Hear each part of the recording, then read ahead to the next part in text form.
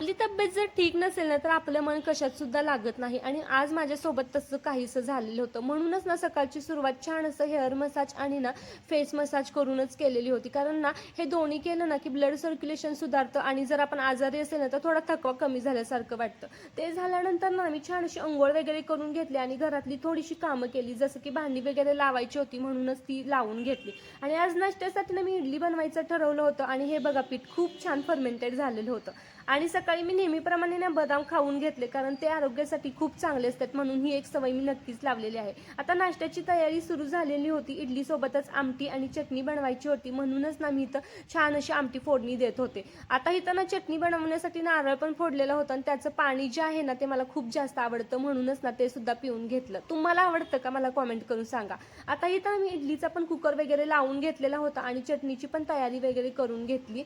आता चटणी झालेली होती, आमटी झालेली होती आणि इडली पण झालेली होती. फायनली ना आम्ही नाश्ता करायला बसलो. मग दोघांनी मिळून ना पोट भरून नाश्ता करून घेतला. आता तुम्हाला इडली कशी वाटली मला कॉमेंट करून सांगा आणि या नाश्ता करायला. आता माझी तब्येत पण बरी नव्हती दुपारपासून तर मग फ्रेश वाटत नव्हतं म्हणून पाणी पिऊन म्हटलं थोडा आराम करावा. आता हा ब्लॉग तुम्हाला कसा वाटला ते मला कॉमेंट करून सांगा. आवडला तर सबस्क्राईब करा. भेटूया नवीन ब्लॉग सोबत. तोपर्यंत काळजी घ्या.